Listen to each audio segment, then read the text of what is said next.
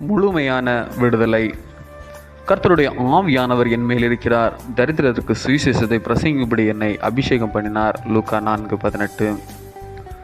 நெடுநாட்களாக உடலிலும் மனத்திலும் பாதிப்புக்குள்ளான நிலையில் மருத்துவ சிகிச்சையில் இருந்த வாலிபரை சந்தித்த போதகர் அவனுடைய ஒவ்வொரு துன்பங்களையும் பொறுமையோடு கேட்டறிந்து பாரத்தோடு அவனுக்காக இறைவேண்டல் ஏறெடுத்தார்.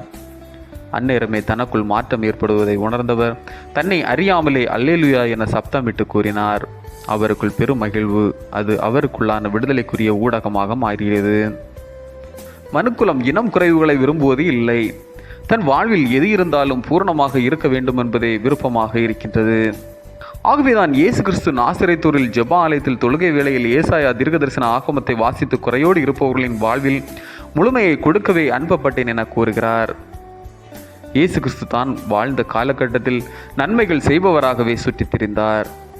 அவரிடம் வியாதியோடு வருபவர்கள், குறைவுபாடுகளோடு வருபவர்களுக்கு சுகத்தை கொடுத்து முழுமையான விடுதலையை வழங்கினார்.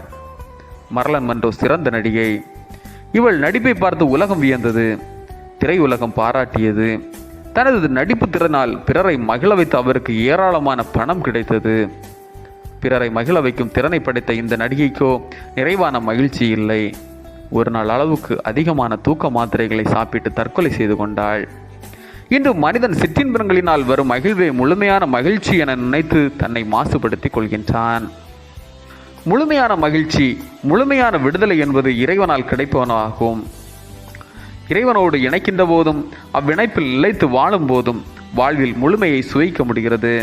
எனவே வியாதியிலும் வேதனையிலும் விடுதலை பெற வாஞ்சிக்கும் தம் அடியவர்களுக்கு இறைவன் முழுமையான விடுதலையை தர வல்லவர். ஜெபம்.